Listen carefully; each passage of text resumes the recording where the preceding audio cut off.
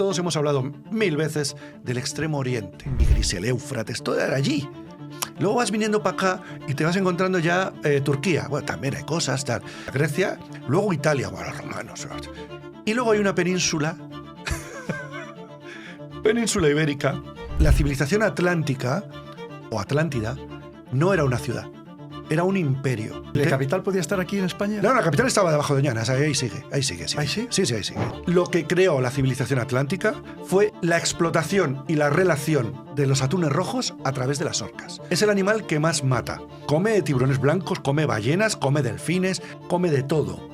Los seres humanos no te tocan. Pero la amistad con los delfines / orcas la hemos olvidado. Pero ellas no. Todo el origen de todo lo griego, lo romano, lo egipcio, estaba aquí. En España hemos sufrido 2 leyendas negras. 2, sí, y esta es mucho más gorda. Esta es mucho más gorda porque no lo sabe nadie. O sea, esta diosa era para recordarle a los romanos que no se podía pronunciar el nombre secreto de Roma. ¿Cuál era el nombre secreto de Roma?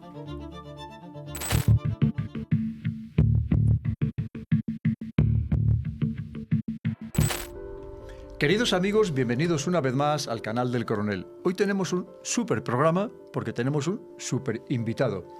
Es un buen amigo, un querido amigo ya de esta casa, del canal del Coronel, ya ha estado aquí unas cuantas veces y además cada vez que ha venido pues ha reventado las audiencias. Así que os pido que os quedéis hasta el final del programa porque lo que nos cuenta nuestro querido invitado Fernando López Mirones es impresionante siempre.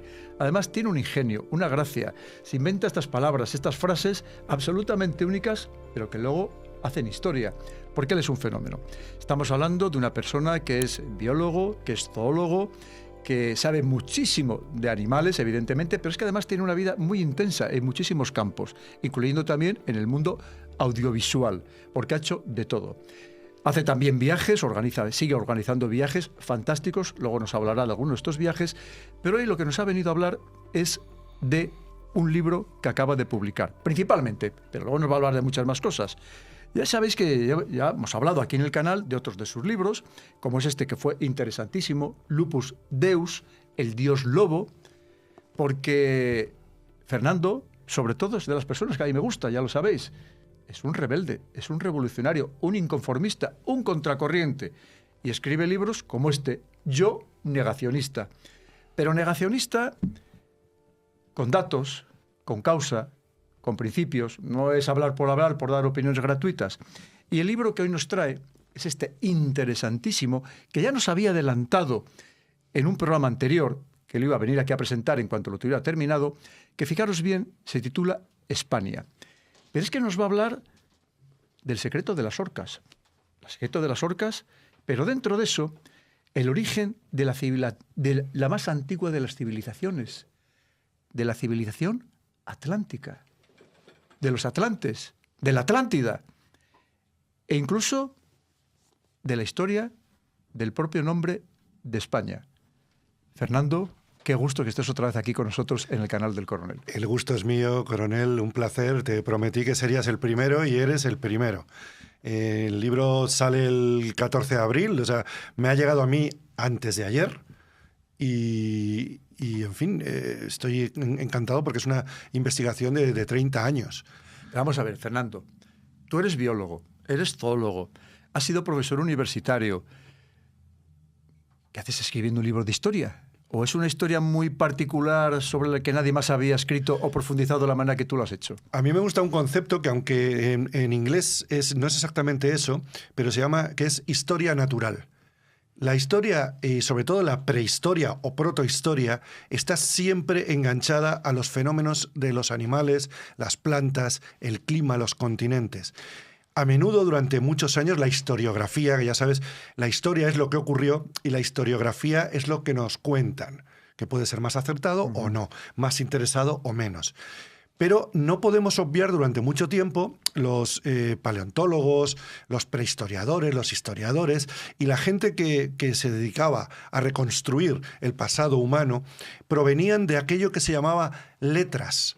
Nos dividían desde muy jóvenes en ciencias y letras, lo cual yo sospecho que no era inocente, pero que sin duda ha hecho que en fin, las personas que abrían yacimientos, encontraban cosas, no distinguieran un atún de un tiburón o de un alce. Porque habían hecho letras. Habían hecho letras. Entonces, yo desde hace muchos años, cuando estaba investigando las cosas que se encuentran por ahí, sobre todo para los documentales, para esos más o menos 130 que he hecho, todo 130 documentales. Sí, son 130. Casi nada, ¿eh? Digo más o menos porque hay algunos pequeñitos que tal, un día los conté y rondan los 130, sí. Y sobre todo, pero los grandes, los que se tardan en hacer 3 años, los de National Geographic, o 3 años, ¿eh? 3 años para hacer un año de investigación, de preproducción, un año de rodaje y un año de postproducción. O sea, son 3 años para sacar 1 hora. Fíjate, 3 años. ¿Cómo no voy a ser arrasado por Internet cuando ahora mismo se hacen contenidos improvisando en cualquier lugar, ¿no? Pero bueno. Y con ayuda de la inteligencia artificial, además. Fuimos pioneros en aquello y entonces los documentales, aunque el documental sea de naturaleza, a mí siempre me gustaba al principio poner cosas de historia, mitología. Si hablas del lobo, fíjate el lobo, ¿no? En singular, ya sabes. No son los lobos, es el lobo. Pues tienes que hablar del significado, de la licantropía, de qué es el lobo para el ser humano, tanto para el ser humano, por ejemplo, de América, los indios, o para el ser humano, el lobo de Caperucita, el lobo gallego, el lobo de los cruceiros, todo eso, ¿no? Entonces, me iban sobrando mucha investigación de mucho tiempo que yo decía, bueno, el documental no cabe, porque el documental ya sabes que es pim, pam, pum, pum, y dices, jolín, pero luego lo iba guardando, y de pronto me di cuenta que tenía un material extraordinario que relacionaba casi siempre historia con animales. Porque los animales eran fundamentales. Pero hay un animal que no es un animal cualquiera, y ese es la orca. ¿La orca? La orca, para que la gente sepa, de los demás es el mayor de los delfines. En realidad es un delfín, es un delfín grande. Ya sabes que los británicos, como siempre, ponen nombres muy raros a las cosas, y sabes que le llamaron Killer Whale, la ballena asesina. La asesina, sí. Ballena asesina, que en realidad ni es una ballena ni es asesina. Bueno, es asesina de todo menos de seres humanos. Ahora vamos a ver por qué. Ay, qué bueno. Pero resulta que este animal... yo cuando estaba en cuarto de la universidad, tuve un encuentro en una almadraba en Barbate, que nos mandaron del colegio no, de la universidad, perdón. A mí ya me dejaron la cámara de la cátedra, que era una de aquellas, un artefacto, que tenía una maleta, que tenías que con una cinta así, una cosa impresionante. Y nos llevaron a la almadraba, el profesor Manuel Fernández Cruz, un tío genial. Las almadrabas no las conocía nadie, era un arte de pesca ahí perdido, no había, ahora es muy conocido, pero bueno, creo que tengo algo de culpa de todo lo que ha ocurrido, porque estamos hablando de hace 35 años. Yo me puse a grabar lo que ocurría en la almadraba, esa película se ha perdido, y en un momento determinado yo estaba allí con mi objetivo, yo tenía 20 añitos o incluso 19, porque luego fui varias veces antes. Yo estaba grabando y de pronto oigo que gritan los marineros de Almadraba, de Barbate, que tienen un lenguaje diferente, o sea, son difíciles de entender. Y veo que gritan, ¡Esparte! ¡Esparte! Y yo no sé qué están diciendo, y ya miro así y veo dos aletas de orca. La aleta del macho de la orca ronda los 2 metros, 2 metros y pico. ¿2 metros y pico la aleta? La aleta de un macho. O sea, es una delta negra descomunal. Yo miro y digo, ¿orcas? Y digo, ¿son orcas? Y me dicen, no son orcas, son espartes. Y yo, bueno.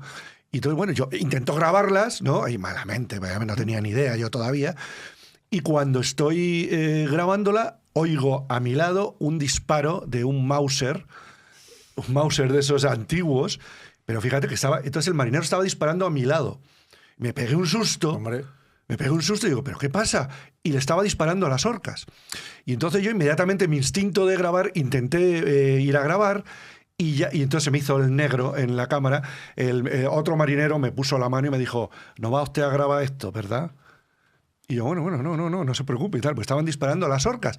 Pero de pronto les veo que están conmocionados y dicen, no sé imitarlos, pero dijeron más o menos que cómo son las orcas o cómo son los espartes, que siempre se quedan justo a 1 metro o 2 del alcance de la bala. ¿Qué me dices? Y efectivamente... ¿Ese nivel de inteligencia? Yo ya liberado de la cámara, ya viéndolo bien, con los prismáticos, Efectivamente, vi que las dos eran dos y estaban quietas más o menos. Y los disparos, ping, ping, delante de ellas, ping, ping, ping, ping. Y ya me llamó la atención y le pregunté, ya cuando se fueron las orcas, le pregunté, bueno, ¿y esto qué? No, dice, no, es que siempre saben ponerse a la distancia exacta cuando nos ven sacar el arma, Pero bueno, se quedan sin miedo, justo a la distancia, saben que más allá no va a llegar. qué fuerte. Esa fue la primera experiencia con orcas. Desde entonces hasta ahora, mi productora se llama Orca Films. Claro, es que aquello te impresionaría mucho, ¿no? Me impresionó muchísimo. Eso te animó a investigar, precisamente. Me animó a investigar. ¿Y por qué le y- llamaban Espartas o cómo era? ¿Esparta? Bueno, le llamaban Espartes. De hecho, antes de ese episodio, yo ya había preguntado a los... Porque lo primero que se hace, una de las partes de la investigación zoológica es hablar siempre con los indígenas, con la gente al lugar que llegues, da igual que sea el Amazonas o Barbate. Hay que preguntar. Entonces yo preguntaba, ¿han visto ustedes orcas? Y me decían, no, orca aquí, no lo he oído en mi vida esto. Orca no. Hasta que no sé cómo yo llevaba una guía de campo o un dibujo, no me acuerdo qué, porque no había móviles, obviamente. Y yo cuando lo abro, y el tío lo ve de lejos y me señala a la orca y me dice, esto sí hay aquí. Estos son espartes. Orcas no hay espartes. No sabía que la orca era el esparte. Ya estamos intuyendo Esparte, España, Esparta, Espartaco, todo lo que empieza por SP, que es justo el lexema. Vamos a hablar mucho ahí de lexemas. Un lexema es, digamos, dos consonantes que marcan una familia de palabras. SP es uno, hay otros. Hay otro que es atl y tel. Normalmente son sin el que tiene Atlántida y el que tiene Atlas, es el que tiene Tenochtitlán, el que tiene Mazatlán, bueno. Todo lo que es TL. Eso es otro lexema. Bueno, pues el lexema SP, yo desde entonces estaba investigando eso. El nombre del Esparte. Luego averigüé que los antiguos fenicios, que luego veremos que los fenicios también son una cierta creación, igual que los griegos. No te has dado cuenta. No. Yo aquí voy a dar saltos porque si me pongo a hablar cuento el libro, entonces no lo compran. Pero el público puede percibir que en nuestro imaginario colectivo parece que estábamos en las cavernas allí pintando cosas, pintando bisontes, ¿no? Embrutecidos y vestidos de pieles. Y de pronto, así, parece que, no sé, de un día para otro, había un señor con toga, un griego, ya con leyes y ya con filosofía y hablando en un sitio con columnas preciosas. ¿Y qué hubo en medio de todo eso? Qué interesante. ¿Y qué hubo, Fernando? ¿Qué hubo? Hubo la primera leyenda negra. La primera leyenda negra. Porque sostengo que la leyenda negra, la que todos conocemos ahora, no es la primera, es la segunda. Anda. Hubo una primera leyenda negra que fue una cancelación absoluta, que partió de los fenicios, siguieron los griegos, después siguieron los romanos y después, como siempre, la remataron los británicos.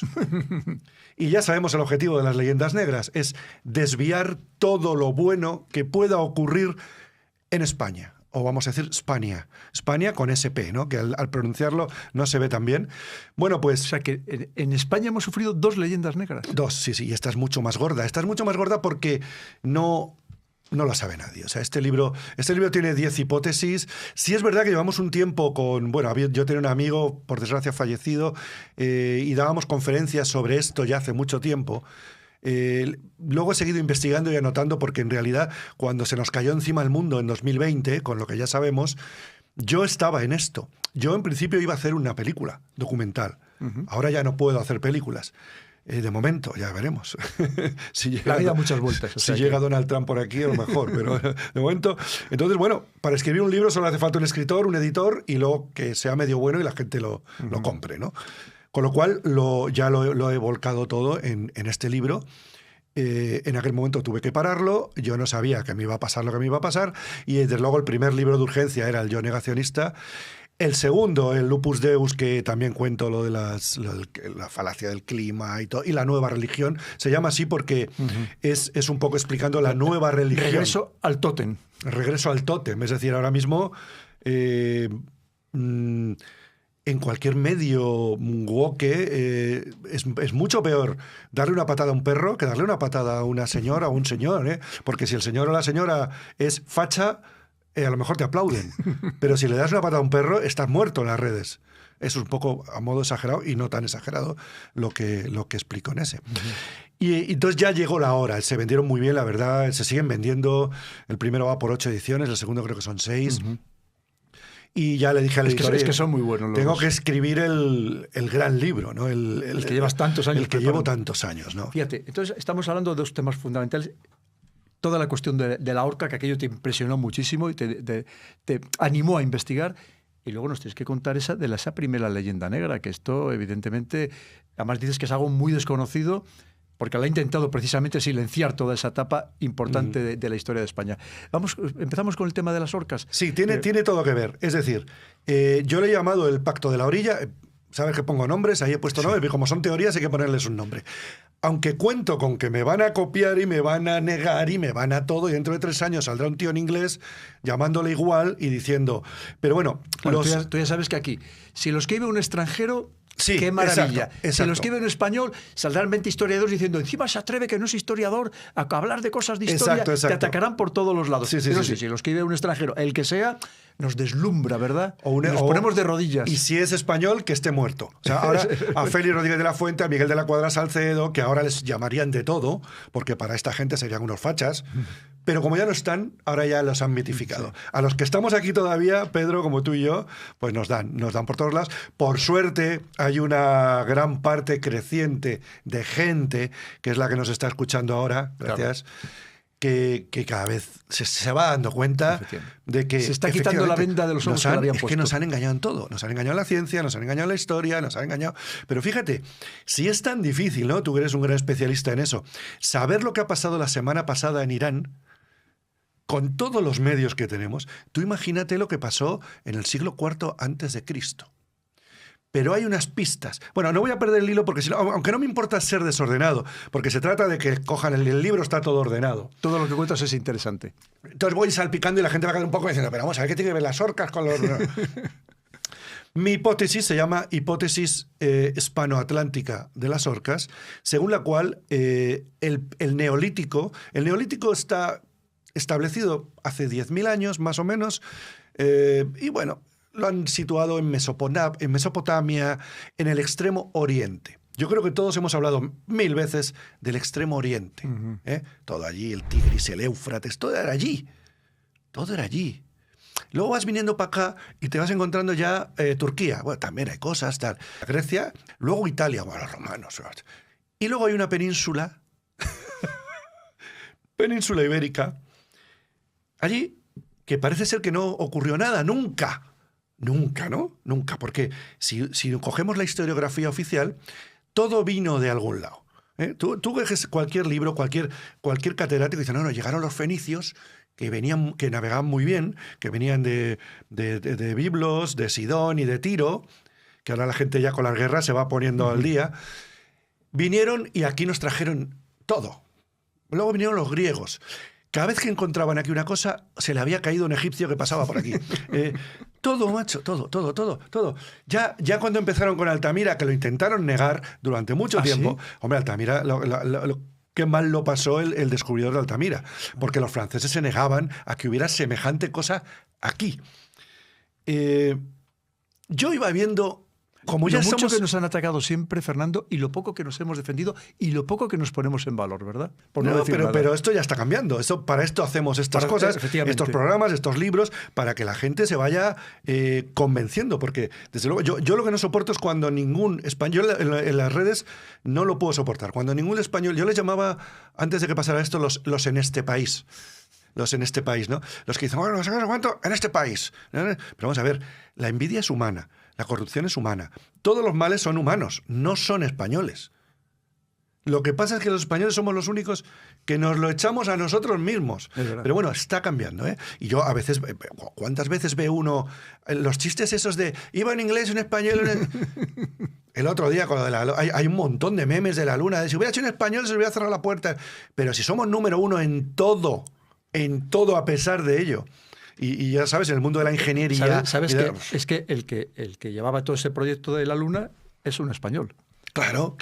Lo que pasa es que siempre viene un británico o un francés o un italiano incluido el descubrimiento de América, y se pone delante, siempre, y lo permitimos. Pero bueno, hay una palabra detrás de todo eso, y es los masones.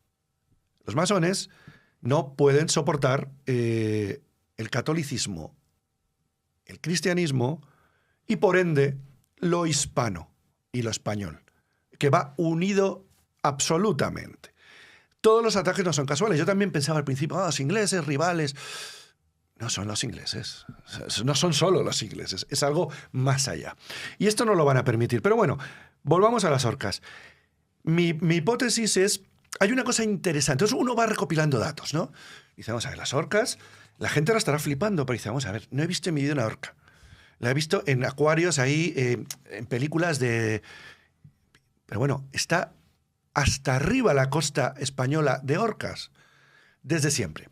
La orca es un animal... ¿Toda la costa en general o en alguna parte del Mediterráneo más? Sí. La orca es un animal, además, que gusta, es costero. O sea, es oceánico, pero también es costero. Uh-huh. Llegan, ahí hay muchas fotos que hice yo, que bueno, se ha visto en Península Valdés, a la gente habrá visto en documentales, esas orcas que se asoman medio cuerpo y cogen un lobo marino, un lobito marino, esto es de lobo marino, adulto, lo cogen y lo sacan. Es decir, sacan medio cuerpo a la playa, en la línea de la orilla. Y nosotros somos también un animal costero, pero por el otro lado. Que estos dos animales pretendan que no se habían encontrado nunca, le cambiaran el nombre a las orcas por el killer whale, por esparte, por carnero marino. Yo empecé a pensar, una de las primeras... Yo lo que hago es cuando se me ocurre una ocurrencia que suena fatal, yo lo que hago es que me apunto, busco un congreso, eso lo hacía desde hace muchos años, antes de Internet. Busco un congreso de expertos en eso. Este era un congreso de arqueología en el Estrecho de Gibraltar, hace 30 años. Me apunto, me iba allí, y yo iba allí, me sentaba y escuchaba. ¿Sabes? En los congresos, que son 2 o 3 días, tienes el pasilleo, que es después, con la gente importante, pues te tomas un café, te acercas, tal.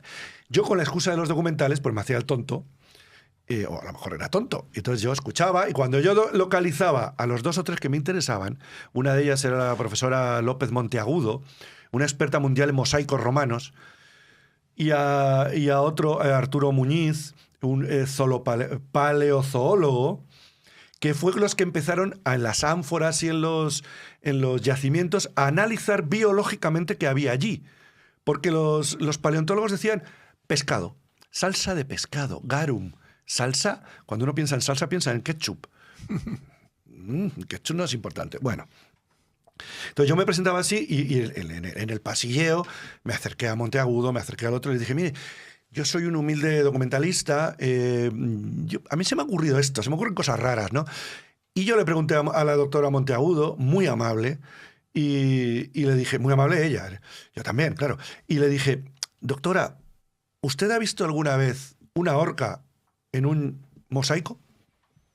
¿Romano o prerromano? Que también había. Se queda así con los ojos muy abiertos. Y le digo, como usted sabrá, en los mosaicos romanos, que todo el mundo puede buscarlos, los mosaicos romanos son como guías de campo. ¿Sabes las guías estas de pajaritos que están todos pintados? Que dice el jilguero, el verdecillo, el verderón, por familias. Uh-huh. Bueno, pues todos habremos visto, si no, búsquenlo, los mosaicos de peces que hay en villas romanas en España. Uh-huh. Hay muchos en Madrid, están en Complutum, en Alcalá de Henares. En esos mosaicos está perfectamente pintado con teselas, el delfín mular, el delfín listado, el delfín común. Puedes ver la caballa, el atún rojo, el bonito, incluso la morena, o sea, especies. No es un pez. Uh-huh. Puedes ver el salmonete con su barbie. O sea, es una guía. O sea, no pintaban peces. ¿Y no hay orcas? No hay orcas. Ella se quedó así. Y era la mayor experta del mundo en sí. Y ya no había internet, ella estuvo mirando al día siguiente. Y al final le dije, mire, doctora, tome mi teléfono, mi correo electrónico, que era lo que se daba entonces. Me dio el suyo y me dijo, estoy impresionada. Yo a ella le expliqué, porque ella no tenía por qué saber de biología. Y yo le dije, mire, es el animal, es el número 5 de National Geographic. En National Geographic hay los 5 o 6 grandes. Son los animales que tienen que tener un documental al menos grande cada año. Que son el león, siempre hay uno de león nuevo, hay miles. Otro de elefante, el tiburón blanco, la orca Y el otro se disputa un poco entre varios. A veces es el rinoceronte, no es tan interesante. El tigre. De estos siempre. Uno es la orca. Le dije, mire, es un animal de 10 toneladas, con una aleta de 2 metros los machos, que se asoma a las costas, que se pasea por las costas y que es blanco y negro. Que además vara habitualmente, es decir, cuando muere aparece en las playas una cosa gigantesca con dientes, que está descrito por los antiguos, por Plinio el Viejo y por todos, como el animal más terrible, fácil de ver. Se ve desde la costa, insisto, no hace falta prismáticos, y no está en ningún mosaico. Qué curioso. Y ella me dijo, pues la verdad es que alucino. Bueno, todavía lo está buscando. Y se comprometió, muy maja, me dijo, voy a estar atenta. Si yo veo algo, y le dije, busque también si está simbolizado, tal.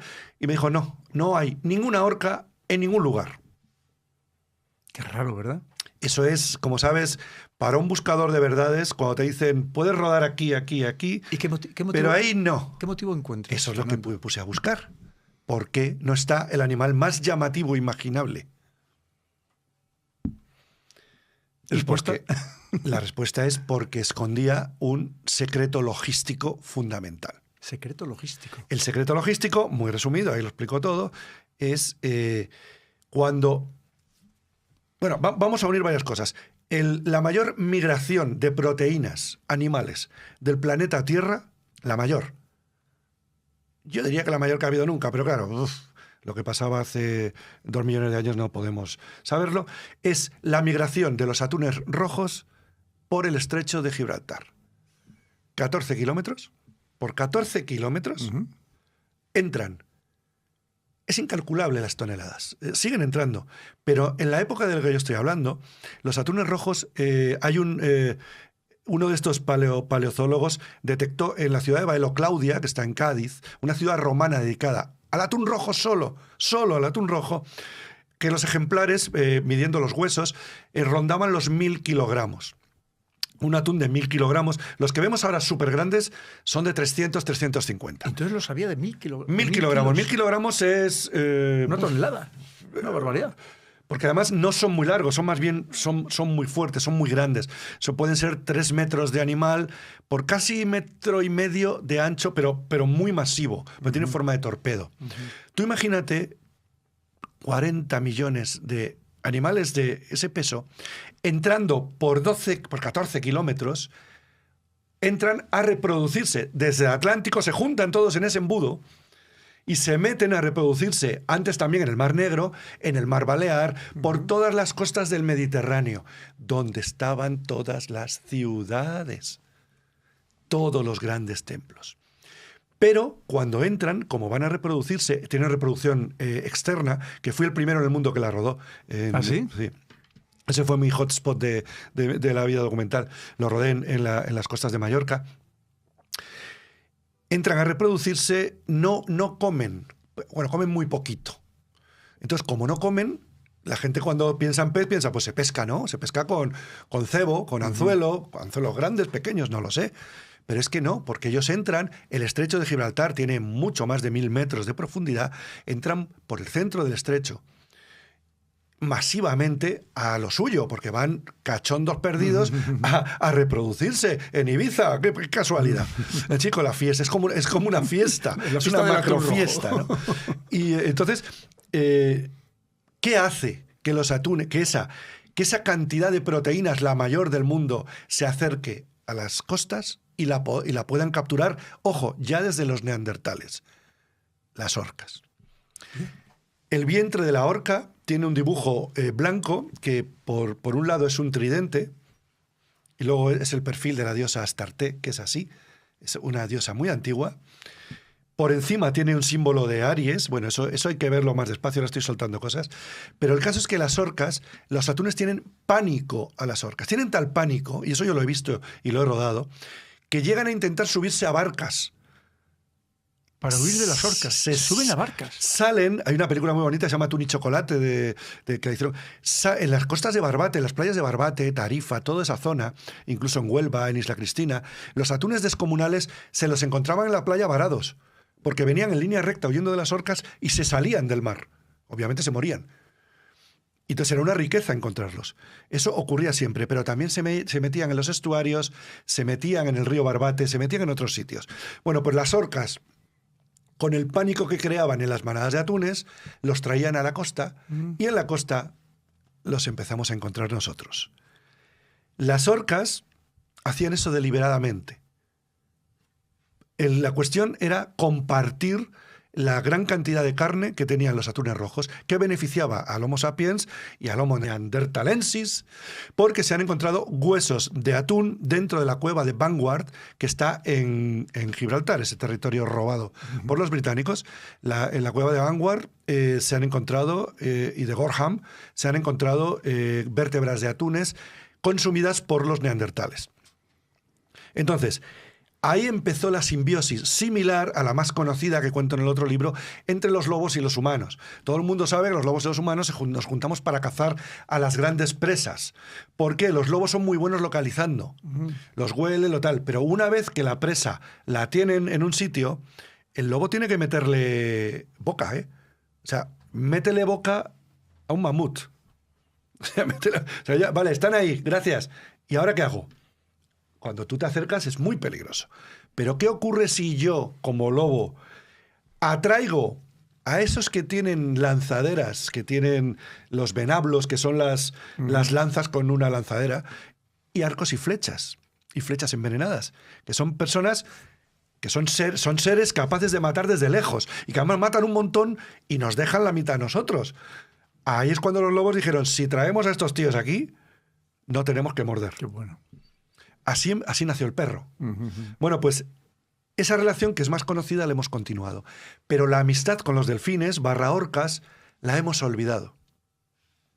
Pero ellas no. Hay una cosa que se llama epigenética y es que nuestras células recuerdan con simpatía cosas que no sabemos por qué. Esto ya ahora mismo está estudiado, ¿eh? O sea, esto hace poco tiempo no. Genéticamente, las orcas jamás en estado salvaje han atacado a un ser humano. De forma, nunca, cero, nunca no lo he encontrado.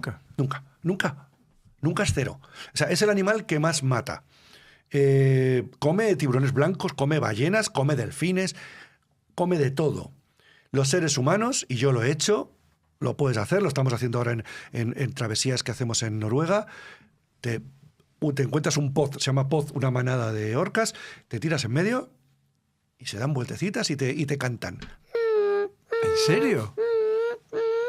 No te tocan.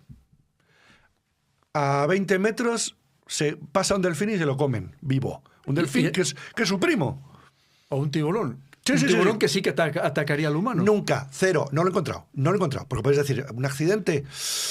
No. Nunca hubo un accidente, bueno. Nunca jamás. No tiene explicación biológica ninguna. En biología hay una explicación siempre.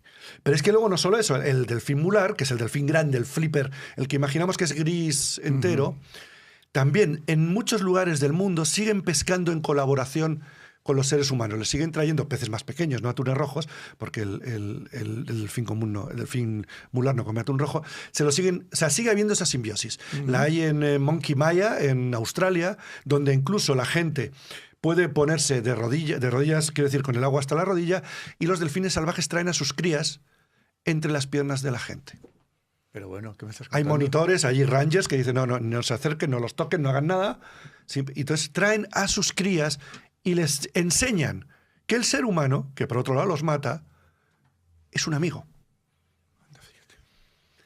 Esto tiene relación con lo otro. Mi hipótesis es que el Pacto de la Orilla se estableció hace más o menos 100.000 años. 100.000 años. Ese pacto ocurrió en las costas de España, de la actual España, y el norte de África. El norte de África es el otro lugar cancelado de la historia de una forma. Ibero y bereber es la misma palabra. Ibero-bereber. Éramos exactamente el mismo pueblo. El pueblo se llamaba Amazigh. El Sáhara era un vergel. Esto lo sabemos. Lo que no sabemos es que esto era hace tan solo 14.000. Era hace muy poco.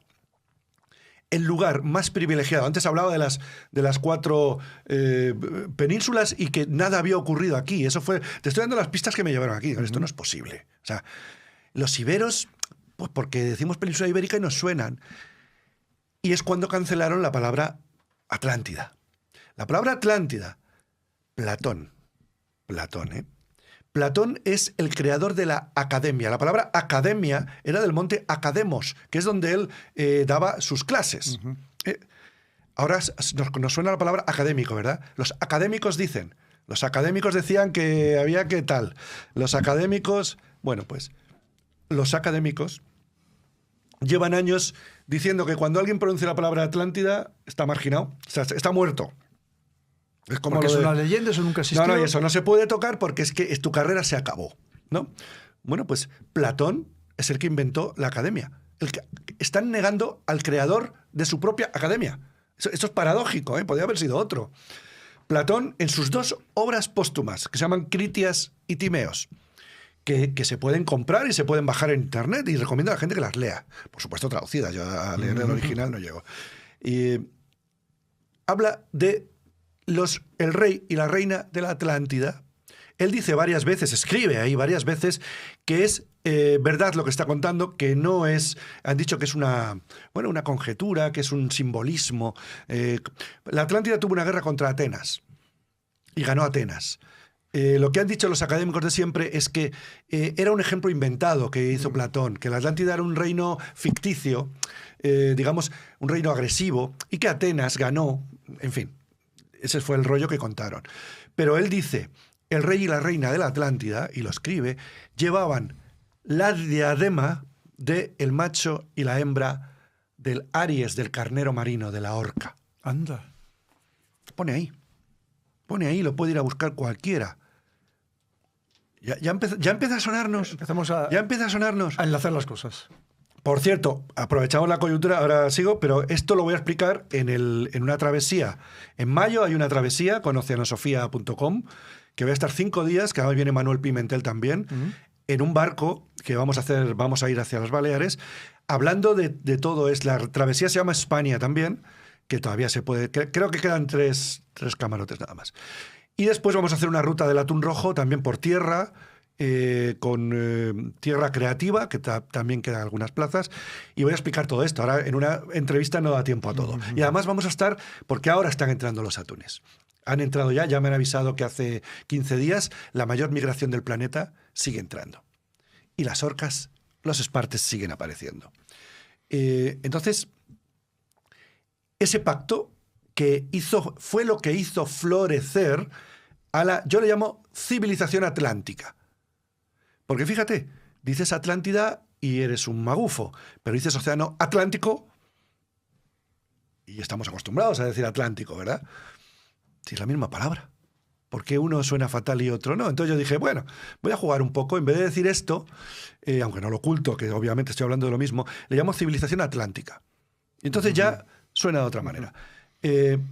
Lo que creó la civilización atlántica, que fue en el norte de África y en la península ibérica, fue exactamente la explotación y la relación de los atunes rojos a través de las orcas. ¿Por qué no había en los mosaicos ni en ningún otro lugar la palabra orca? La palabra orca es tan antigua que no he conseguido encontrar el final. Está en todos los idiomas, y los idiomas antiguos parecido, con K, orcus, orquis, lo vamos a ver, el lexema está, el RC, en todo. Orcas, al revés, y sabes que les gustaba hacer estos juegos, orcas al revés es sacro. Todo lo que rodea a la orca está vinculado, y al atún rojo, a todas las religiones conocidas, incluida la católica. Anda. ¿Qué lleva puesto el Papa y los obispos en la cabeza? Bueno, lleva un sombrero que todos hemos visto, que se llama mitra, que si nos fijamos, lo vemos de perfil, es como, bueno, es la cabeza de un atún. Anda. ¿Y qué es verdad, nunca me había fijado. Es que si uno se fija, y en el libro pongo varios ejemplos de fotografías, uno lo pone así y es la cabeza de un atún con la boca abierta. Claro, es una estilización de lo que era al principio. Al principio, y esto también se compartía con las culturas de Mesopotamia, era literalmente la cabeza disecada de un atún grande y detrás colgaba la piel entera del atún, con la cola. Ahora solo queda, y si nos fijamos en la mitra, y una vez que ves esto, cuando lo ves una vez, ya no dejas de ver cabezas de atunes. Ya lo verás. Es la pareidolia que te da con esto. Detrás cuelgan 2 cintas, así, ¿Es verdad? que se llaman ínfulas. Ínfulas, ¿y cuál es el otro nombre? Yo cuando encuentro estas cosas, se me ponían los pelos de punta, y yo no hacía más que apuntar, 30 años de apuntar, se llaman caudae, cola, caudal. Las ínfulas, que cualquiera las puede ver, son el resto que ha quedado de la piel entera del atún que llevaban los sacerdotes primitivos de esto. Pero hay mucho más. ¿Cuál es el símbolo cristiano más antiguo? El pez. Un pez, no un pez cualquiera. Recordemos que los antiguos no eran subnormales. Cuando pintaban una cosa, la pintaban. Miremos que es 2 rayas así, y si tú lo miras, ese pez es un atún. Pero ese pez se sigue utilizando, pero que eran los discípulos. Pescadores. Os haré pescadores de hombres. Está todo el rato el pescador, el milagro de los peces, el símbolo, que además era muy gracioso porque el símbolo del cristiano servía cuando eran perseguidos, eso tendríamos que haberlo hecho los negacionistas, era para saber si otro era cristiano, con un palito en la arena, al lado de la sandalia, pintaba una línea curva. El otro la miraba, y si el otro pintaba una contraria que formaba el pez, enseguida lo borraban, ya sabían que eran los dos del mismo.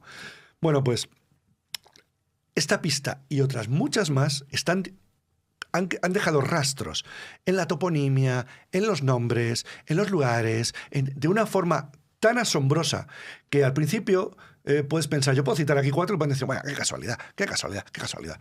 Miren las 400 páginas de casualidades. Entonces, oye, ¿y en alguna pintura rupestre sí estaban representados las orcas o no? ¿O tampoco? Muy bien traído.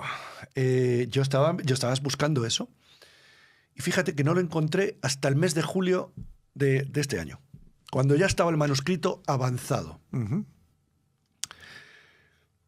Y estaba yo mirando unas pinturas de Altamira, la sala de los claviformes, conocidísimas. Altamira está muy estudiada, hay muchos libros con los calcos, ¿no? Sabes que las pinturas se hacen calcos, ahora se hacen.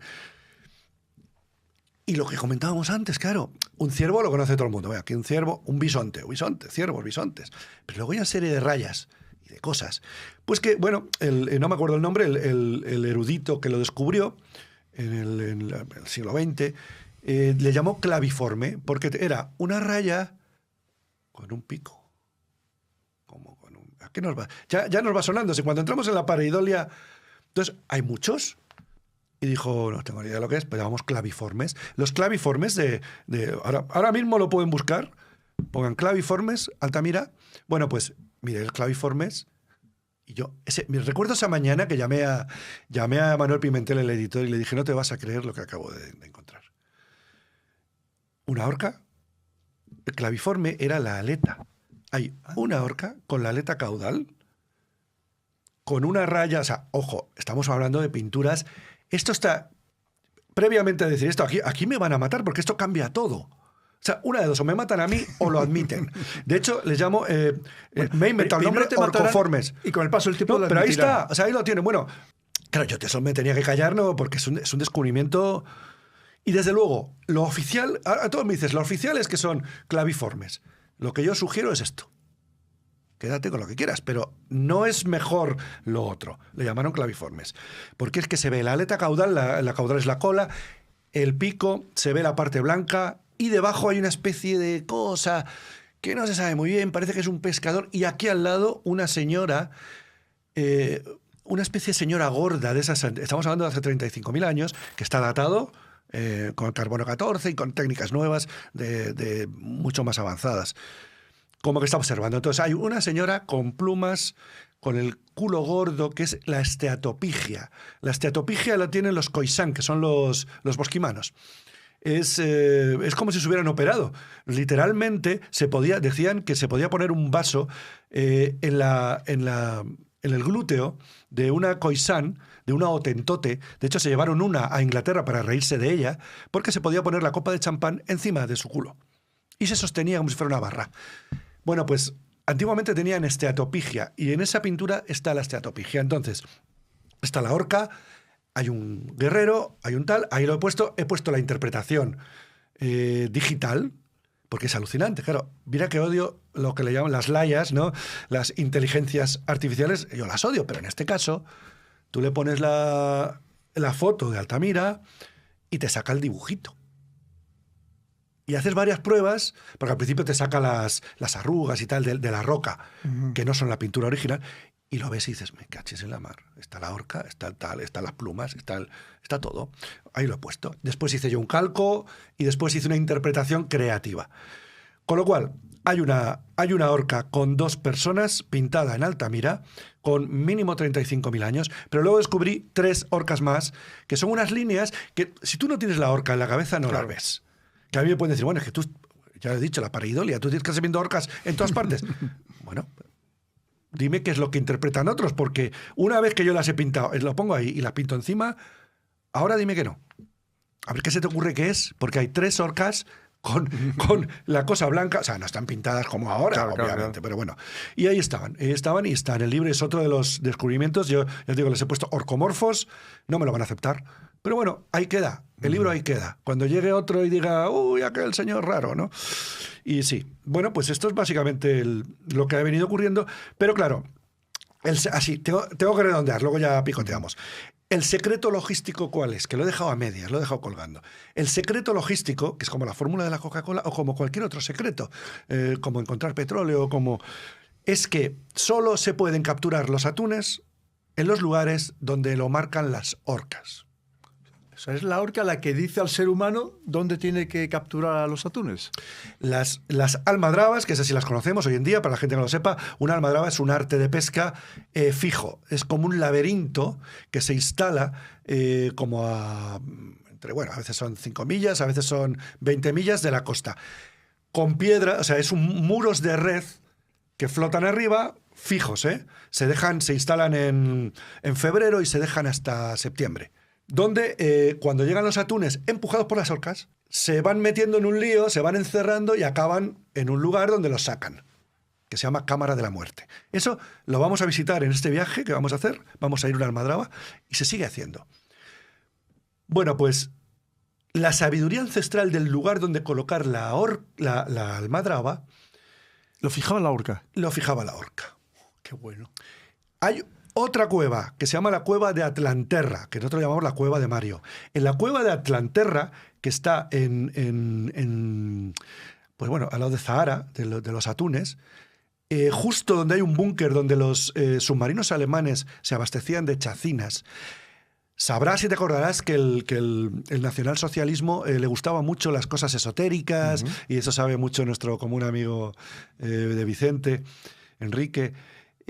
Bueno, pues en ese lugar, en esa cueva que estaba olvidada y que esa sí la descubrió Mario Morcillo Moreno, y estuvimos yendo, no es una cueva, es un refugio pequeño.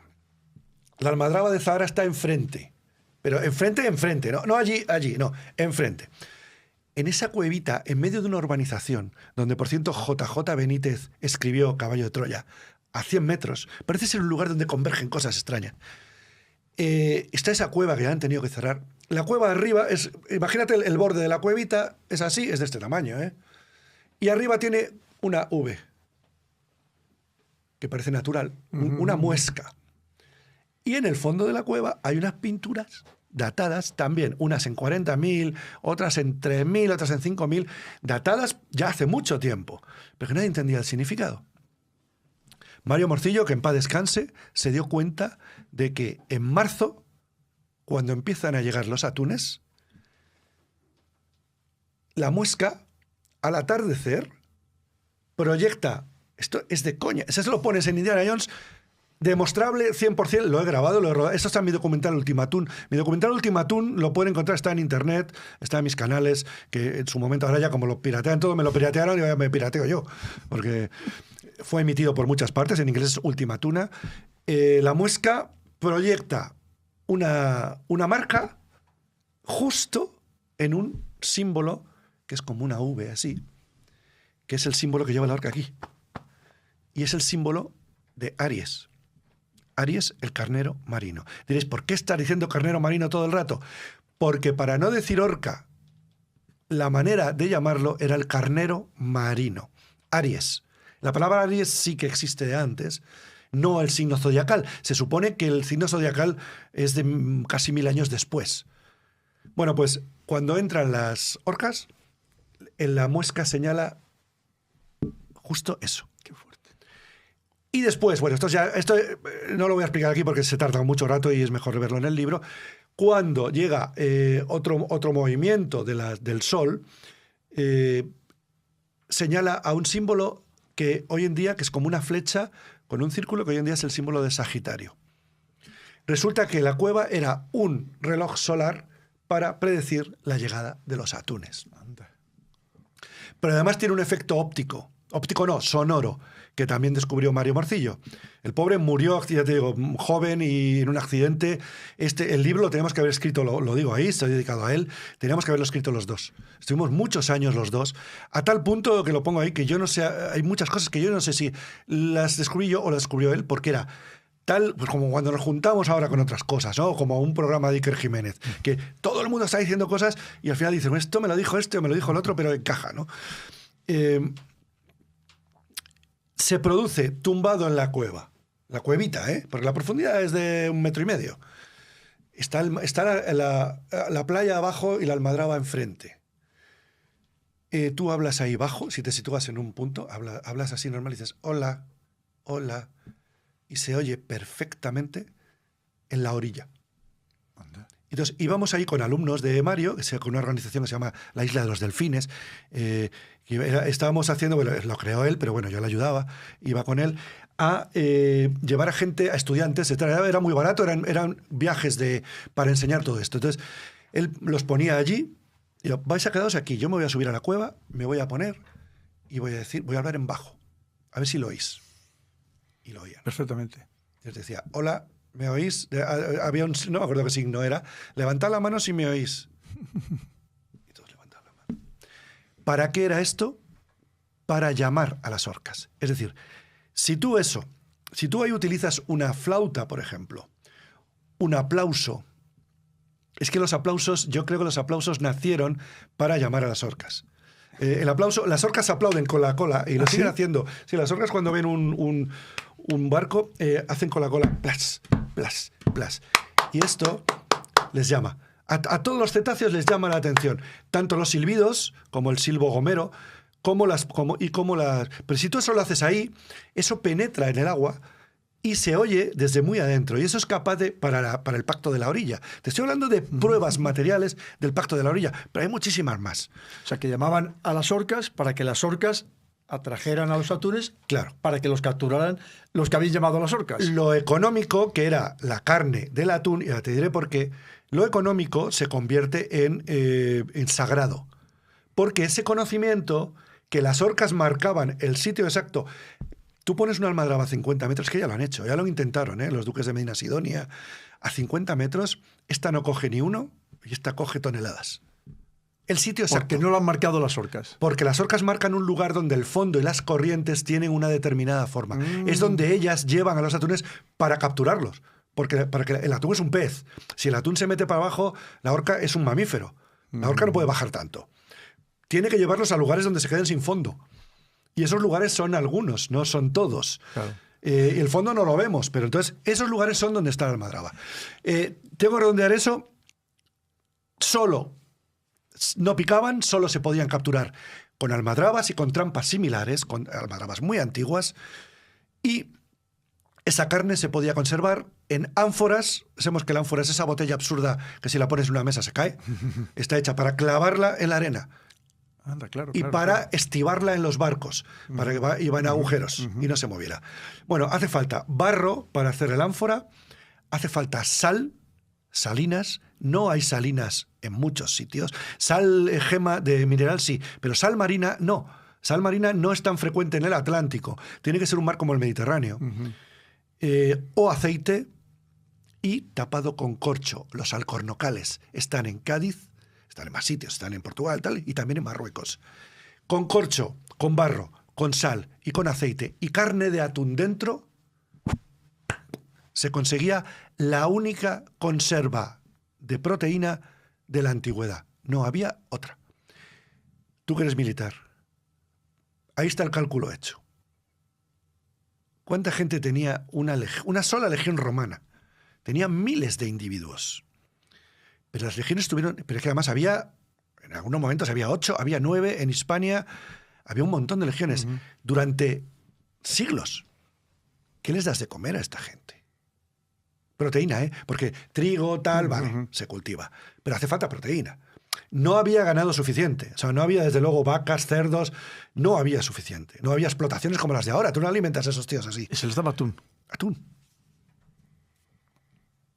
La vía más importante, la calzada más importante. Y todo esto ahí está demostrado, ¿vale? Yo aquí lo estoy soltando, plas, y dices, bueno.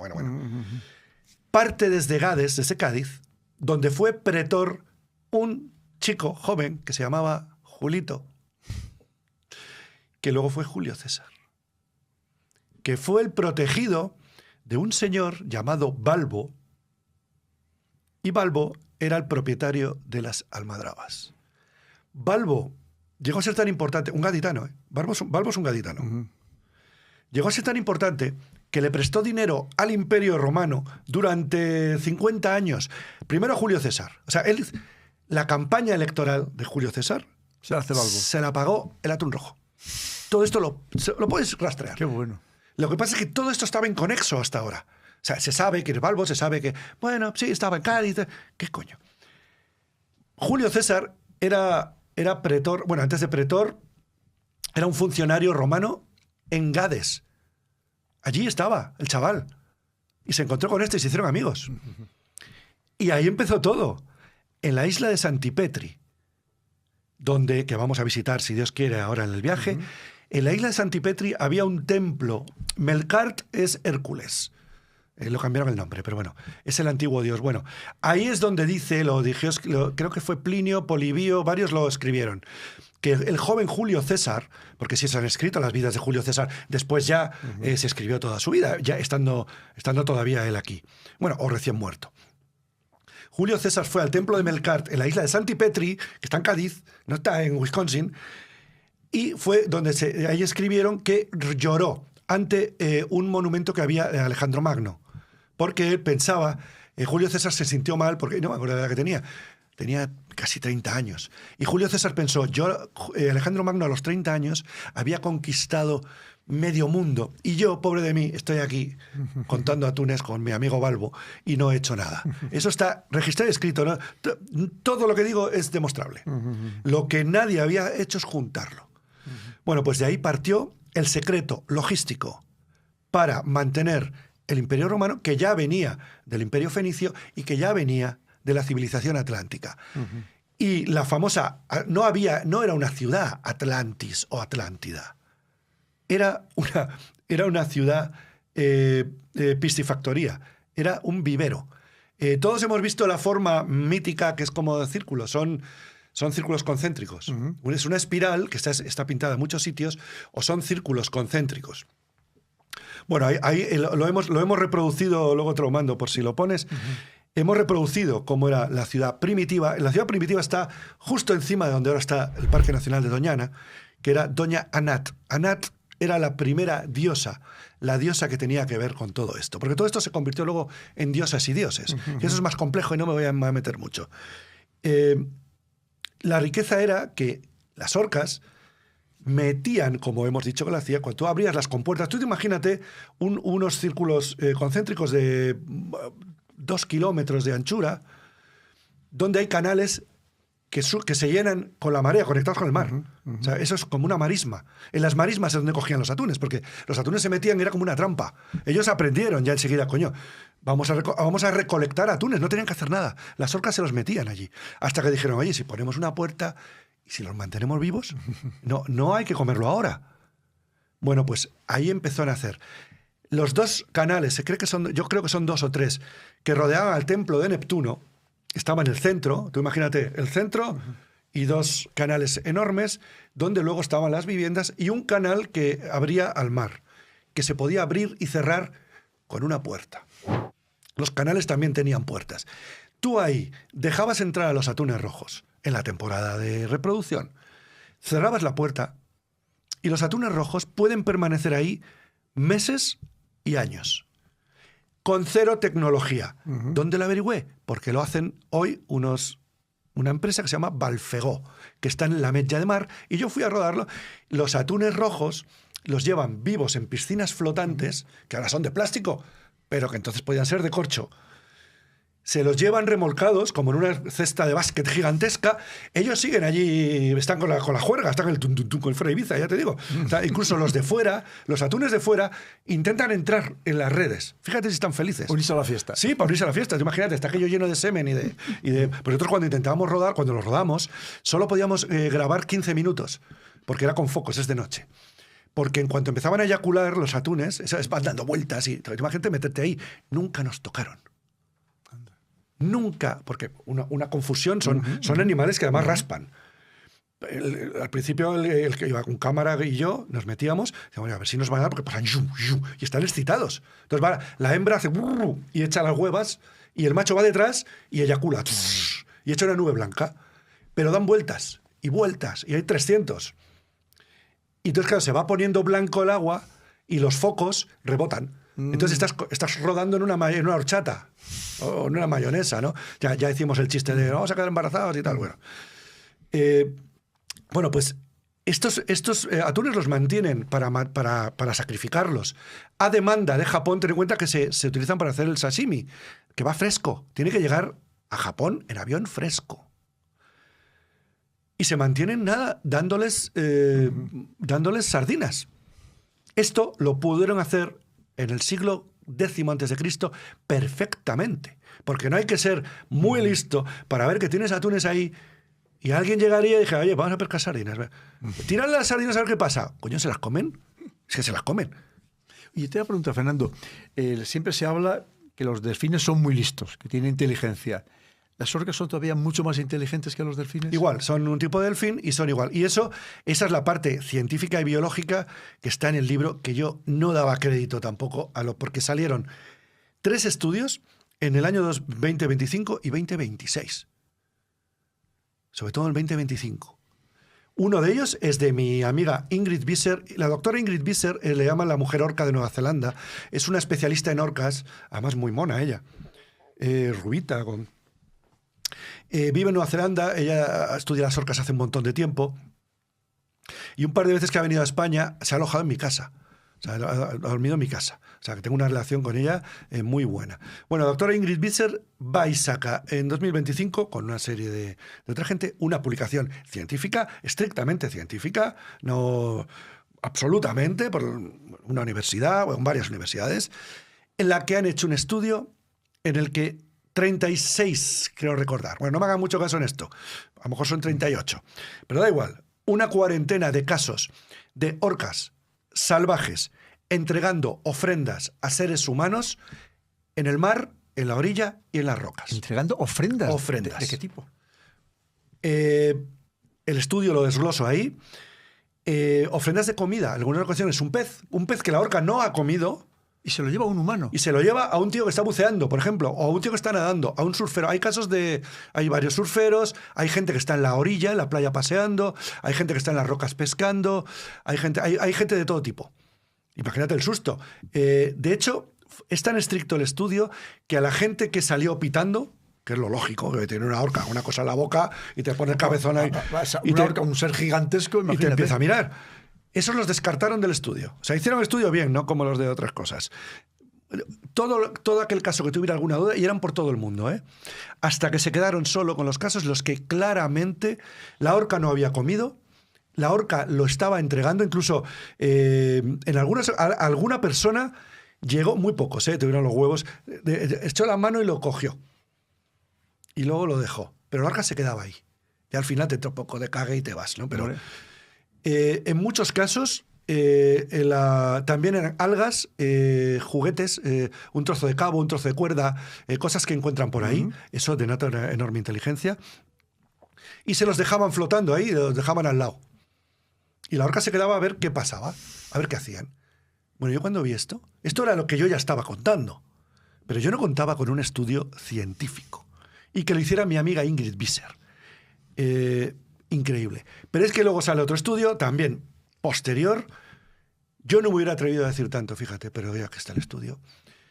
Este estudio sugiere, y son lingüistas y son neurobiólogos, sugiere, atención, que las orcas son el origen de nuestro lenguaje, del lenguaje humano. ¿Y eso? Que los seres humanos empezaron a silbar y a emitir sonidos para imitar a lo que hacían las orcas. E incluso a lo mejor para comunicarse con ellas. Sí, en la orilla. El pacto de la orilla, en la orilla. Esto es alucinante. Hay otro dato interesante que la gente puede corroborar. Las dos especies más inteligentes que han existido nunca, que sepamos, son las orcas, podemos extenderlo al delfín mular, vamos a decir delfines, las orcas y nosotros, y el Homo sapiens sapiens. Nunca ha habido dos animales tan inteligentes. Nunca.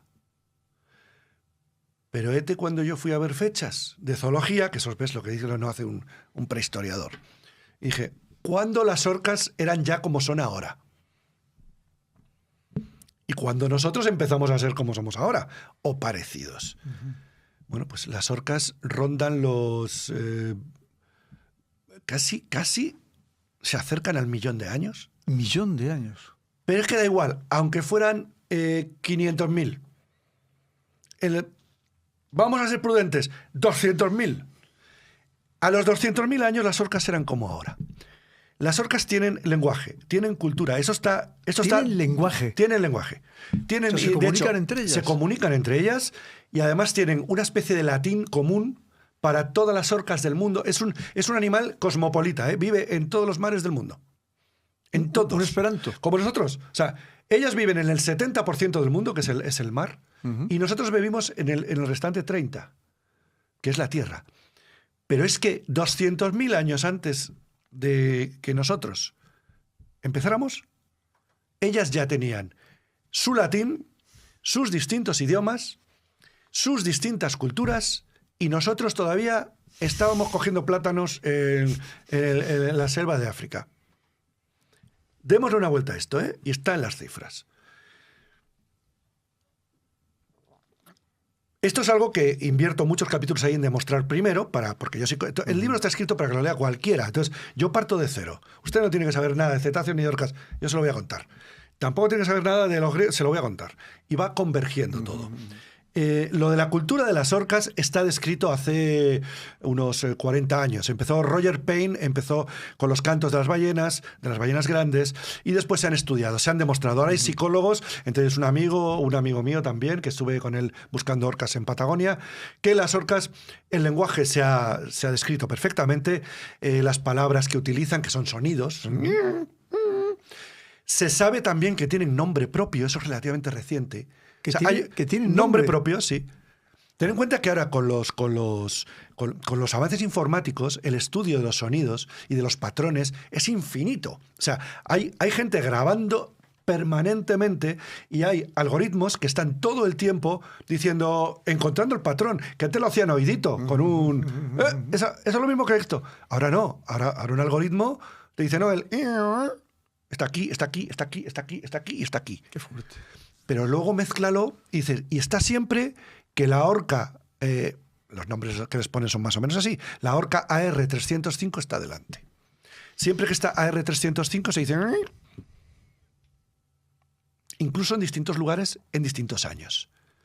Hasta que hacen la prueba de poner el grabado, luego lo puedes extraer y puedes poner el sonido con un hidrófono o con un altavoz submarino, hacer y la orca viene o reacciona.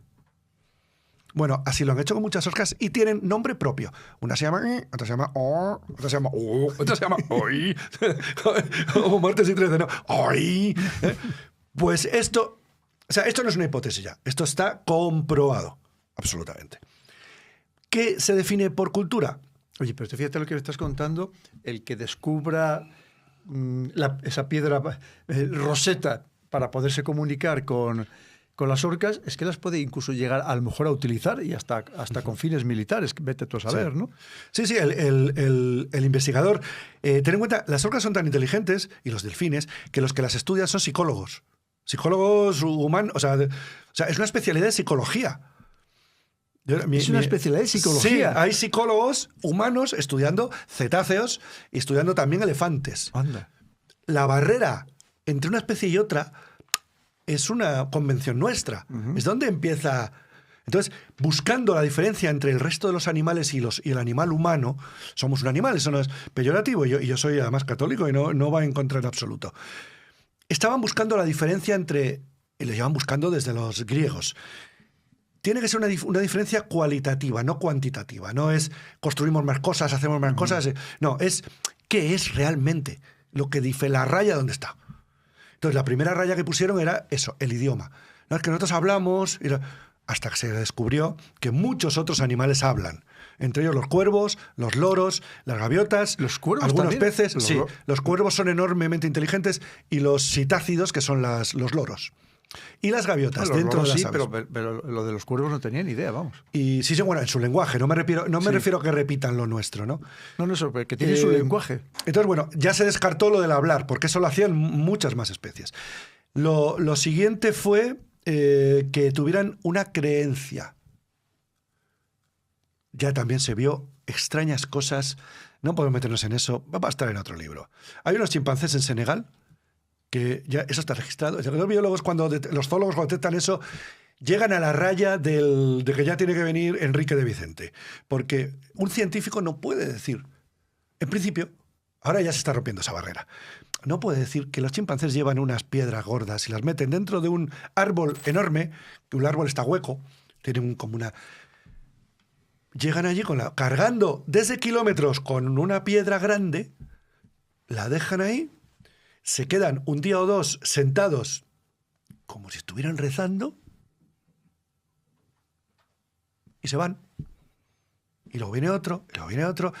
Y resulta que han analizado las piedras y hay piedras de hace 100 años, de hace 200 años. ¿Cómo le llamas a eso? No comen nada especial en ese árbol, no cogen nada especial en ese árbol, ni las piedras que llevan sirven absolutamente para nada.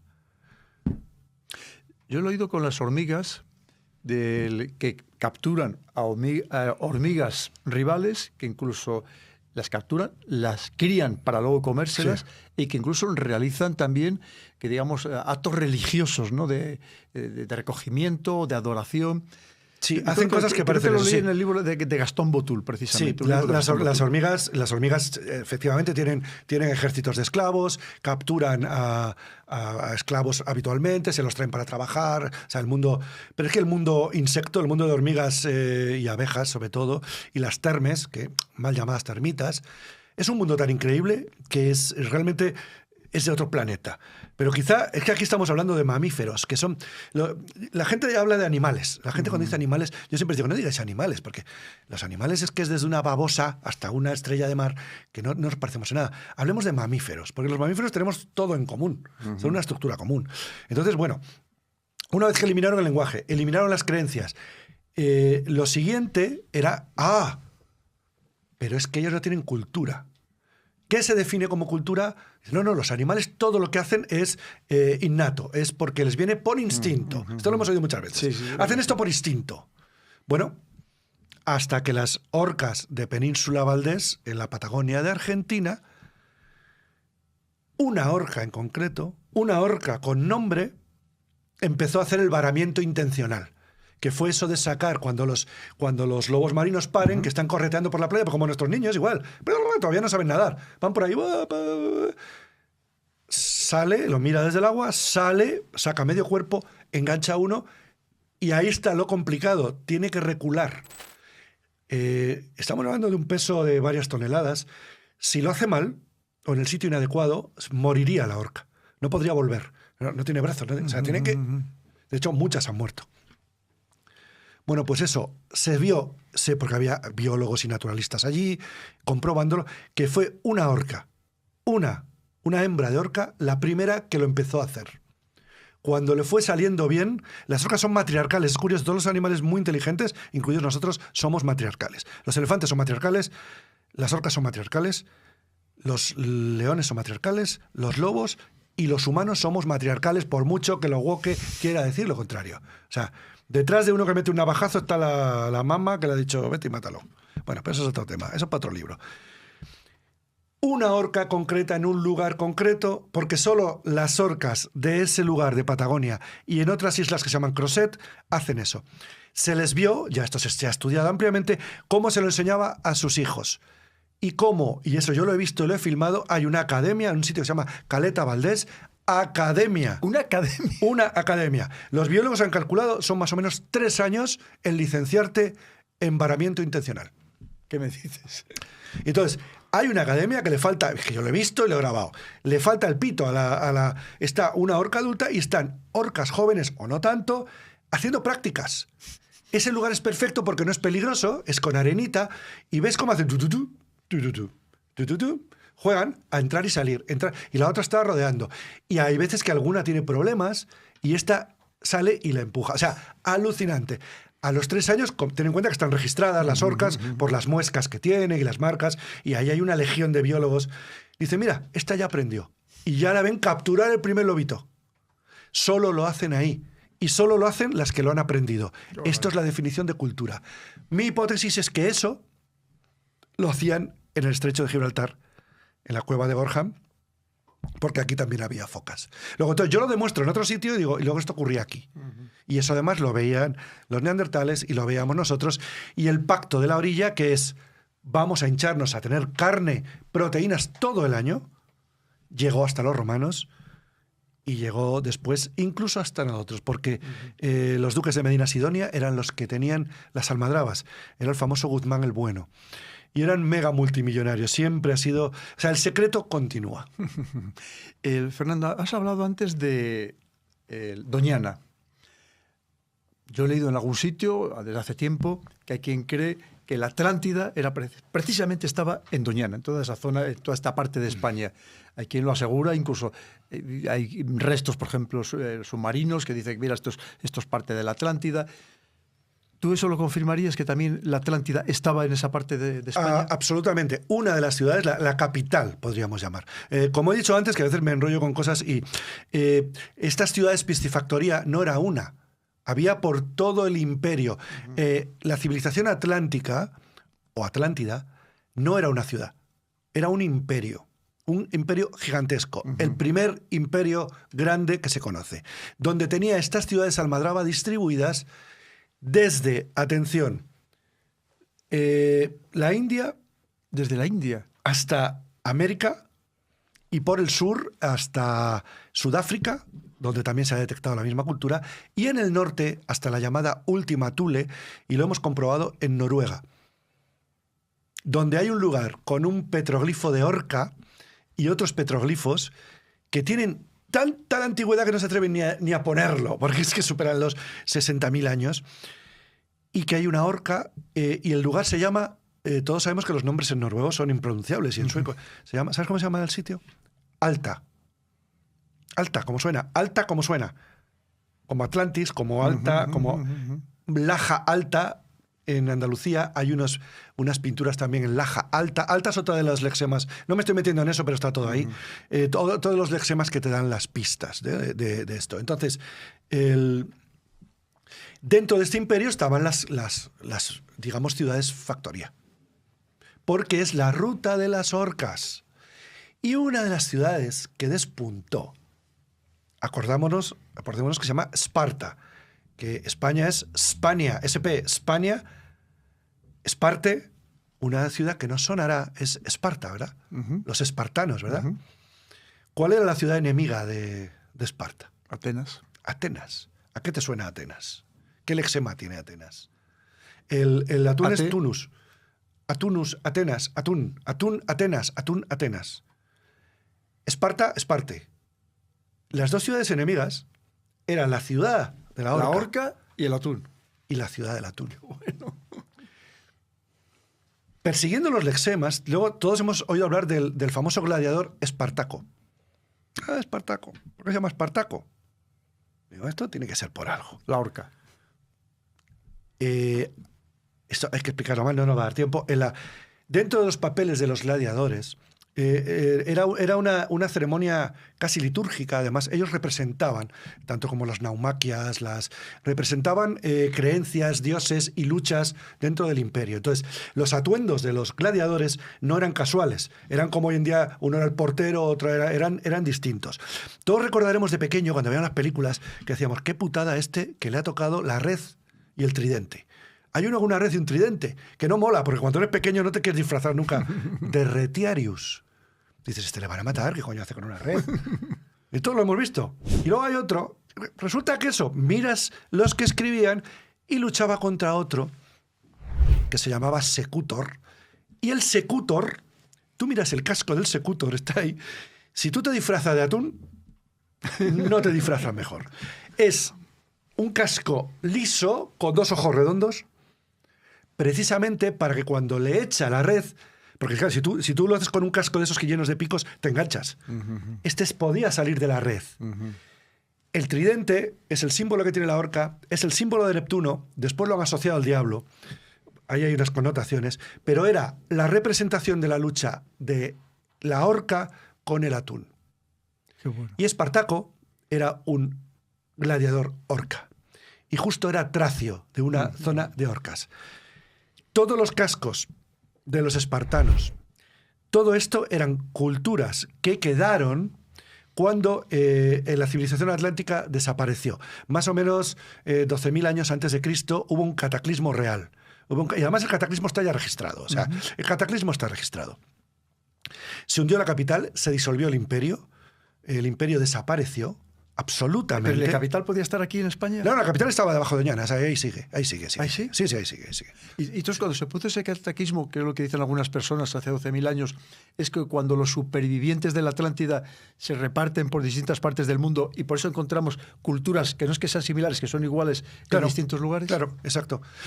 Tenemos que imaginar, es como...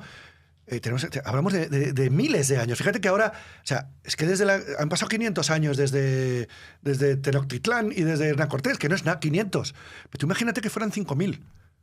Si ya nos están engañando con 500, ¿qué puede pasar con 5.000? Desapareció de la memoria. Es algo similar a lo siguiente.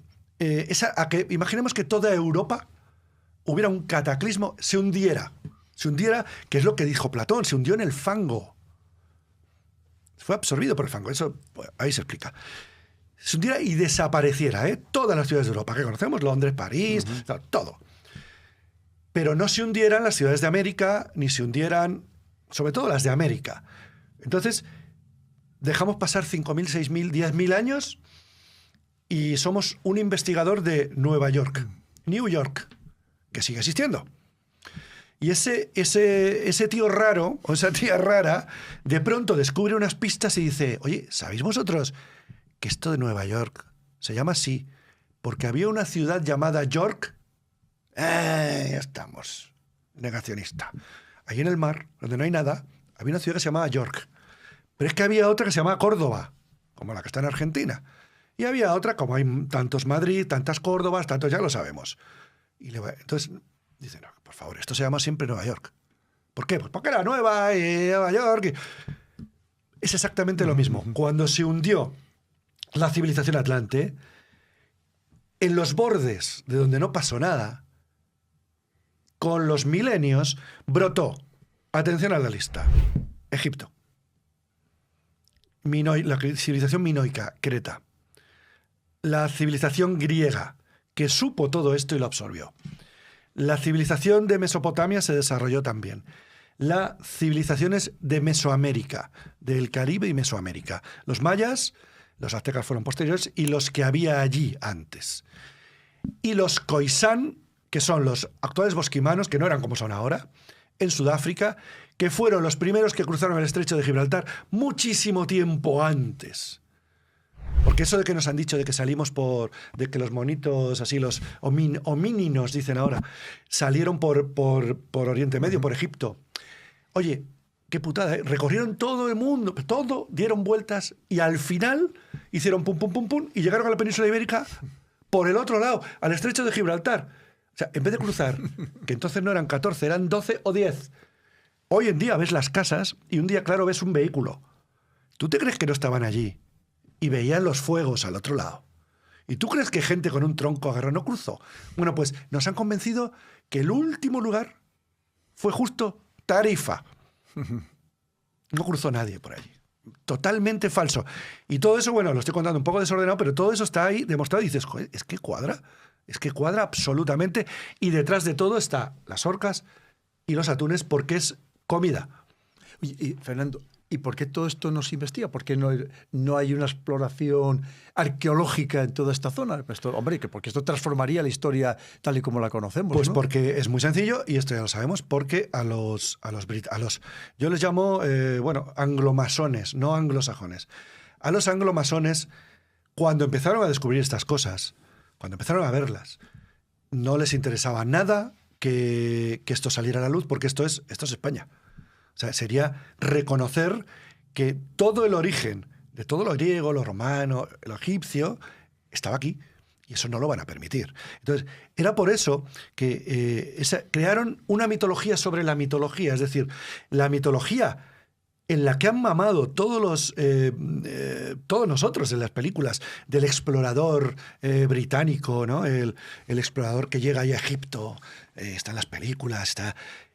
Todos esos, como Sir Arthur Evans, eran todos rascando, que ya me dijo el editor, mira, ese no nos cabe ya porque va a salir un libro así. Rascando, pertenecían a la Royal Society, a sociedades masónicas, que en cuanto se descubría una piedra en cualquier lugar, ahí sonaba el teléfono, el cable o lo que fuera, o la paloma mensajera, y el primero que se presentaba con el saracot y con un talón, decía, vamos a excavar esto, era británico. ¿Sabes para qué lo hacía? No para enseñárselo al mundo. Al mundo te voy a enseñar esto. Sino para tergiversar la historia. Pero es que eso adaptarla a sus intereses. Eso nos lo vamos a llevar nosotros. Y luego haces un museo encima. La manera de proteger cosas es hacer un museo encima, poner una ciudad encima o poner un parque nacional encima. No puedes excavar en Doñana, porque es un parque nacional. Pero no puedes excavar en Sevilla, porque están las casas encima de dólmenes. ¿Qué pasó en Egipto? Que no había nadie viviendo donde están las pirámides. Estaban muy lejos. Esto nos lo explicará Enrique muy bien. Entonces, no se reutilizaron muchas de las piedras de sillares, ni tampoco, y además, tapado por la arena se conserva. ¿Qué pasó en el sur de España y en muchos lugares? Que no se conservó. Y además, escribían en metal. Escribían en plomo, escribían en oro, escribían en plata. Y todo aquello fue refundido. Claro. O sea, solo se conservan las cosas que se escribieron en piedra. Y eso desapareció.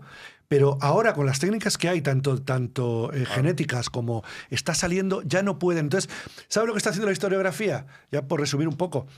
Como no se sigue sin poder decir Atlántida, ya empiezan a sacar tartesos. Es verdad. Que es lo mismo. Es lo mismo. Pero ya no tiene un nombre prohibido. Entonces ya le llamamos a esto vacuna. No sé, no lo mismo, pero es una inyección. Entonces...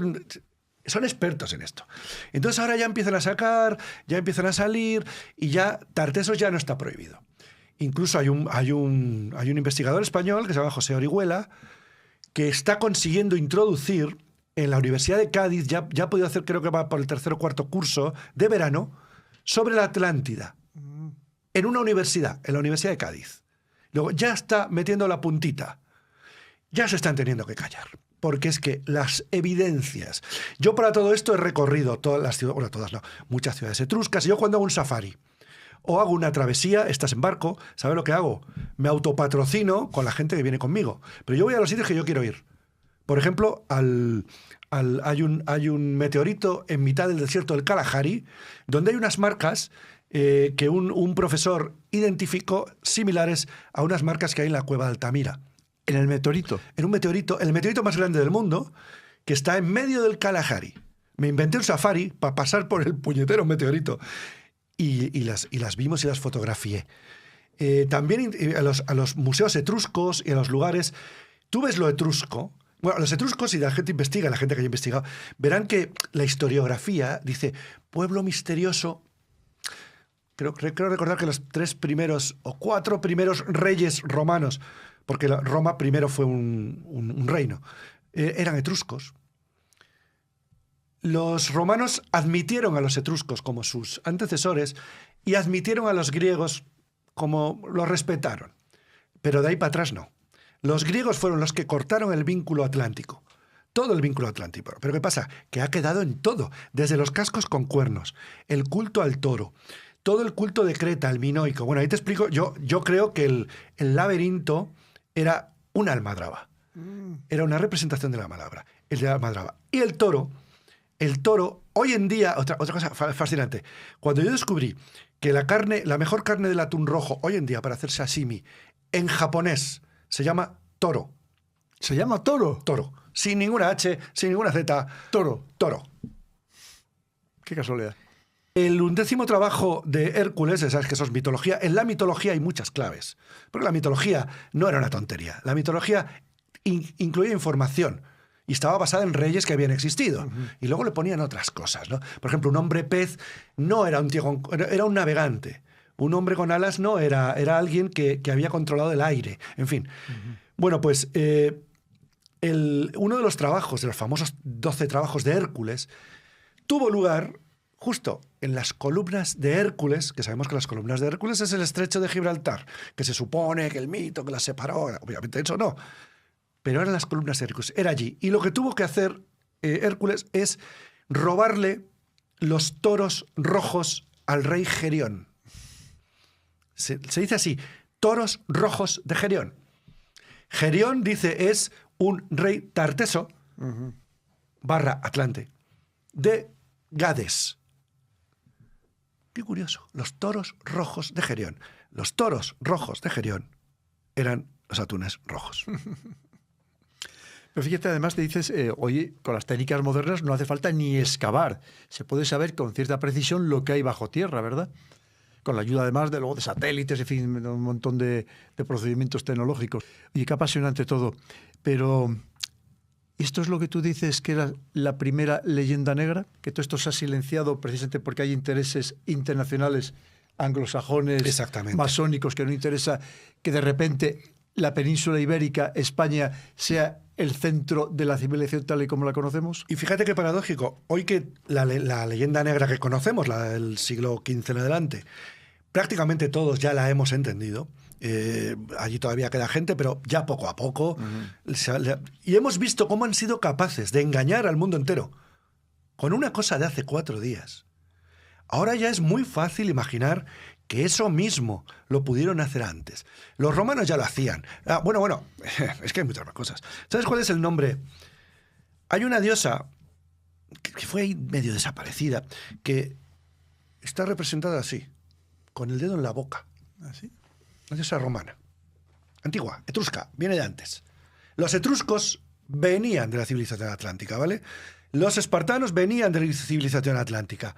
Los egipcios tienen eso se lo contó a Solón, unos sacerdotes egipcios. Solón lo escribió y Solón se lo contó a Platón, que también lo contó.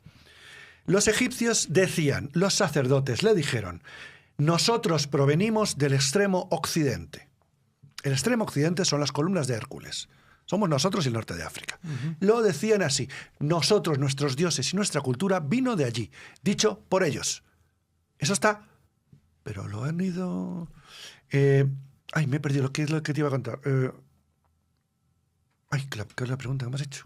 Sí, no, lo que te decía... La leyenda negra. La leyenda negra. Todas entonces, esas pistas... Claro, es que no van a permitir... ¿Sabes? Aquellos que se creen que son el centro del mundo y los que han creado el mundo no van a permitir que resulta que el mundo en realidad naciera aquí en España, ¿verdad? En la península ibérica. Pongo las pruebas geológicas, climatológicas de que la península ibérica era el lugar óptimo en el planeta Tierra al que no había llegado ni las glaciaciones del norte, que era invivible aquello, ni el desierto del sur, y mucho menos tropical. El lugar perfecto. Montañas, costas, bosques, madera, atunes rojos pasando por un embudo. Por un embudo. Ahora estamos con Hormuz. Mira, el estrecho más importante del mundo, el estrecho natural más importante del mundo es el de Gibraltar. Porque luego está el canal el que hay en Egipto. Sí, y el de Suez, que ese es artificial. Aunque ya los egipcios hicieron uno y los romanos, bueno. Y el de Hormuz. Pero es que eso ya se usaba. Siempre se usó. si los atunes no entraran por ese estrecho, si entraran por una superficie enorme, no podría haber ocurrido el pacto de la orilla. Pero todas estas pistas, los anglosajones ya las fueron descubriendo. Y entonces por eso inventaron, por ejemplo, ese Arthur Adams, este tío tenía un morro. Este es el que inventó Creta, la cultura minoica, se lo inventó todo. De hecho, el palacio del rey Minos lo hizo con hormigón. Está con hormigón, lo cual se visita. Es el segundo sitio más visitado del mundo, después de Egipto. ¿Y es falso? Es hormigón, es falso. Es una interpretación que él hizo. El rey Minos no se sabe si existió, se lo inventó. Y de Minos le llamó minoico. Hoy millones de personas visitan Creta y todo es minoico y los toros, no sé qué. Eso era pura civilización atlántica. Y de hecho he encontrado varios nombres allí antiguos iguales que los de aquí. Fue una de las partes que sobrevivió. Pero para tapar el origen occidental, Adams lo que hizo es creó, y esto ya está reconocido incluso por gente oficialista, porque le echó un morro el Adams, se inventó todo, le puso nombres, lo hacen muy bien los británicos, el rey Minos, el laberinto, el Minotauro, si lo hemos visto todos, es precioso. ¿Y todo es una invención? Sí, todos son mitos atlantes reciclados. O sea, el Minotauro son mitos atlantes reciclados.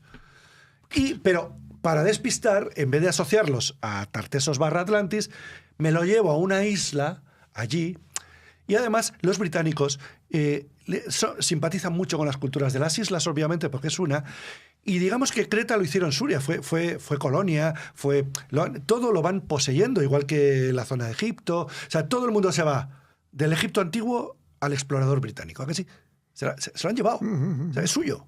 Aparte que lo tienen en el museo y lo que tienen escondido es suyo. Lo que no nos iban a dar es nada.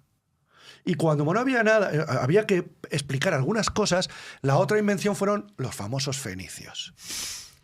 Los fenicios, todo. Usted fija, todos los fenicios, vas por Cádiz, los fenicios. A ver, los fenicios no vinieron. Los fenicios volvieron. Surgieron de aquí. Primero salieron de la cultura atlante, mucho antes. ¿Y por qué salieron de Biblos, Sidón y Tiro directos a Gades? Directos, porque sabían dónde estaba, porque esas tradiciones todavía existían. Volvieron a su tierra. Claro, había un conocimiento que se mantenía en muchos lugares. Lo que iba a decir antes de la diosa esta, yo decía, esta diosa, y eso lo escribe Plinio el Viejo. Plinio el Viejo yo lo recomiendo a la gente porque están a la venta, están incluso digitalizados. Es alucinante. Alucinante, porque este tío escribió su Historia Natural, que son un montón de volúmenes, está traducido, es considerado el primer biólogo de la historia, pero hacía como yo copiado de eso, mezclaba historia con biología y lo junta todo. Plinio el Viejo dijo, esta diosa se llama gesto arpocrático esto. Si te acuerdas de los hermanos Marx, había uno mudo. Sí. ¿Cómo se llamaba? Harpo. Que tocaba el arpa. Y no hablaba. Esta diosa era para recordarle a los romanos que no se podía pronunciar el nombre secreto de Roma. ¿Cuál era el nombre secreto de Roma? Dicho por Plinio. Al que pronuncie el nombre secreto de Roma, no solo morirá, sino que toda su familia, y será sometido a damnatio memoriae, que sabes que es borrarte, lo hacían incluso con emperadores, de la faz de la tierra. ¿Sabes cuál era el nombre antiguo de Roma? Dicho por Plinio. Valentia. Valentia, igual que Valencia. Valentia. Ese nombre estaba prohibido por los emperadores y por las leyes y pusieron encima el Roma. Valentia. Dicho por Plinio, está ahí y lleva ahí 10 siglos. Yo ahí pongo la cita y el libro para que la gente diga, no, claro, aquí estamos hablando. Es lo bueno de los libros. Todo documentado. Todo, absolutamente. Bueno, y no he soltado ni el 10%. Sí, no, porque estamos hablando de un libro de 350 páginas. Pues, y porque lo han hecho más grande, mira, sí. Para que no cupieran, lo han hecho más grande porque me decía el editor que me estaba pasando. No, y tiene buena letra. Así que tendré que escribir otro para explicar más cosas. Pues queridos amigos, impresionante todo lo que nos ha contado Fernando, pero tenéis que explorar mucho más precisamente en este libro, España, el secreto de las orcas, el origen de la más antigua de las civilizaciones. Que qué casualidad que estaba en la península ibérica, ni más ni menos. Así que seguro que os ha apasionado, ¿verdad, queridos amigos? Todo lo que nos ha contado Fernando. Y tenemos que seguir contando muchas más veces con Fernando, que nos tiene que contar muchas más cosas, porque es que sabe de muchísimos temas y además de temas que no son absolutamente nada conocidos. Así que, Fernando, infinitas gracias y ha sido un verdadero placer. Y sabes que tienes el canal siempre a tu disposición. Gracias, Pedro. Y es un lujo que me llames. Un aullido.